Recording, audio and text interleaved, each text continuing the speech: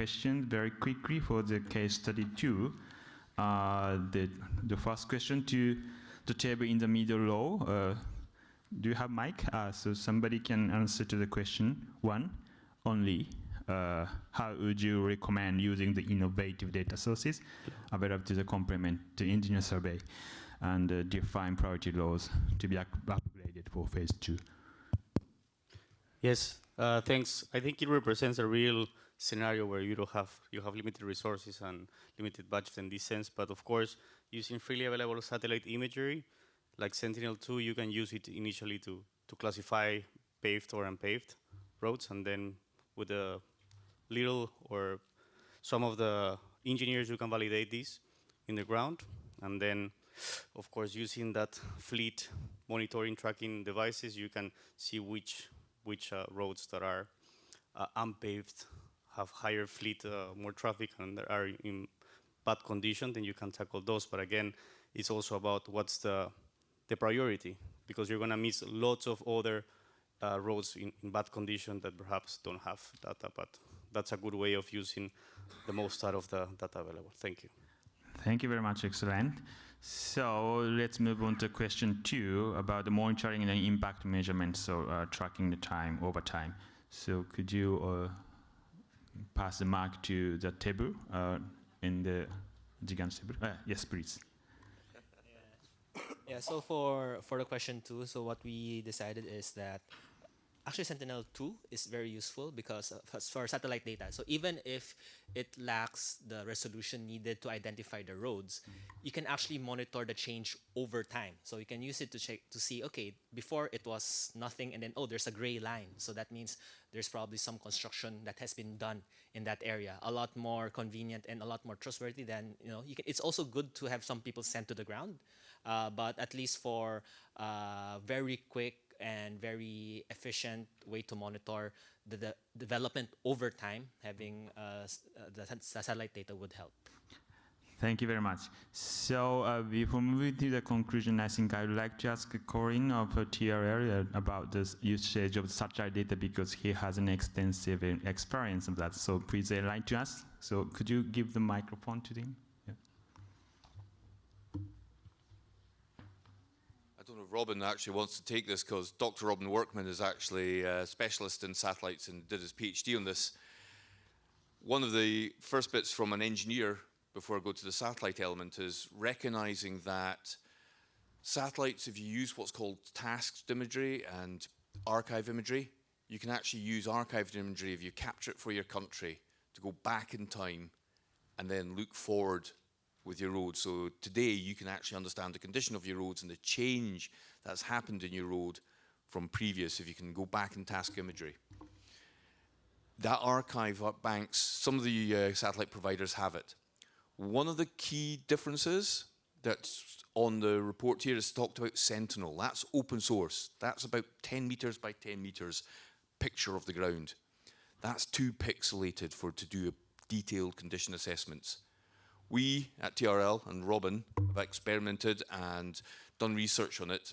You do not need to buy the most expensive satellite imagery, which is like 0.3, about, buy that on the ground. You can buy what's called 0.87. We have a little graph which shows cost-benefit analysis of going too detailed.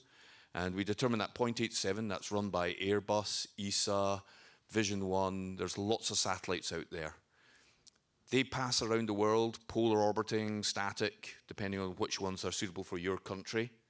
You can take that, look at the archive imagery, look at the current imagery. My colleagues here in Papua New Guinea, though, did spot the flaw in using satellite imagery. They've got a very green, lush, vegetated country, and having lots of tree canopy cover really doesn't help in taking a picture of a road. So you need to be careful with that.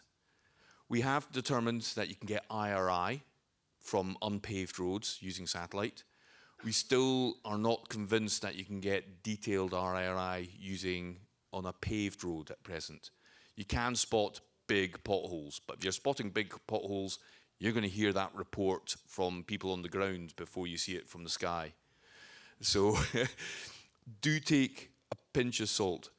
Satellite imagery, machine learning is improving all the time. There are papers out there. You can easily identify between paved and unpaved. But yes, come and ask Dr. Robin Workman or myself about the satellite. You'll look it up. If you look up Dr. Robin Workman's information on the internet, you'll see our lovely little graph about costs, price, to be able to gain that. But we're doing work in Uganda right now, as I mentioned about it. We're about to enter Somalia, which is obviously not an easy place to get around the country, but it allows us to assess the roads in areas where the security is a problem, especially for staff and for people. But you can still look at it for a humanitarian exercise. And the satellite companies are very useful when it is for emergencies and humanitarian relief, often offer up their satellite imagery, the detailed stuff, for free. So we can look at this, if we can do the machine learning quickly to be able to determine where impacts have happened if you've had an emergency or a certain climate event happening on your networks.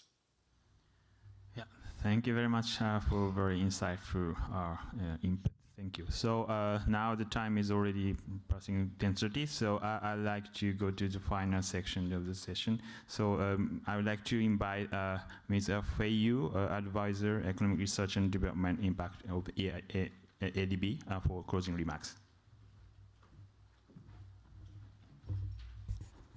Thank you. I learned a lot in this session. I had to step out a little bit, but the main takeaways that I've got from this is that I think everybody in this room is convinced that impact evaluation and this basically is a way of thinking, and it's really the way that we should think about project design and making decisions on millions and billions of dollars investment and in the public sector especially. So another key takeaway is the role of technologies, new technologies, this satellite imaging, AI tools, machine learning. These are all making this much easier than before. I did my first random controlled trial type of impact evaluation 20 years ago. It was an academic exercise, more or less.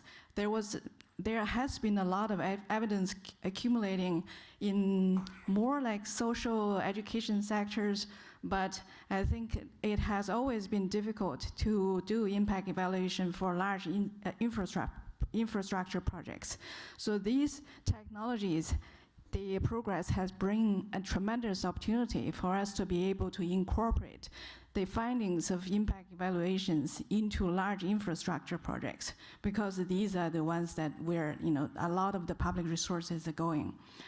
So at ADB, we are rolling out what's called the Development Impact Initiative.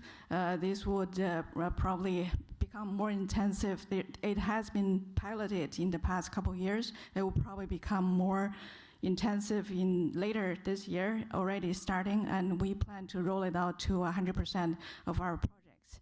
So our Development Impact Initiative, first part is that we're gonna make use of all the evidence that's generated through all these very important studies and inform the design and also make sure that these results logic reasoning are incorporated into what we call the DMF, basically the log frame that summarizes the results chain of the project. So this is a way for us to basically systematically use evidence-based decision-making at scale at ADB. In addition, we also have what's called a plan for monitoring and evaluation. In this part of the plan, we hope to be able to generate the kind of data and knowledge that might be useful for impact evaluation as well. So this is also our contribution to build into basically an accountability monitoring framework, the potential opportunities to do more impact evaluations and contribute to the global knowledge as a public good. So with everybody here, so I hope that we all work together and make our projects, ADB's projects and everybody else's projects more impactful in the future. Thank you.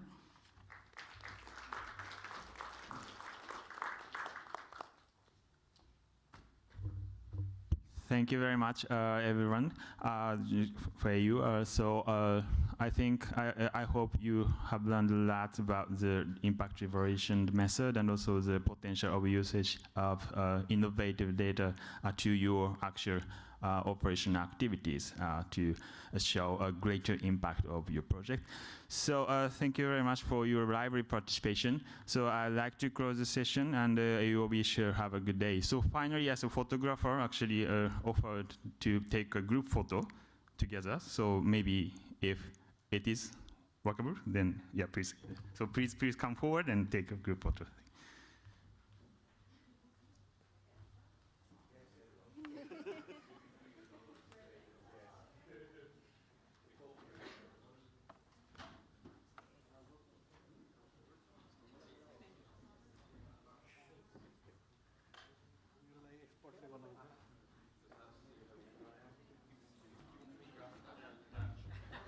Could you maybe, how do you want to take the photo? Everybody's on the stage? Or on everybody? Where, how? This in the middle. This in the middle. Okay. You want, okay.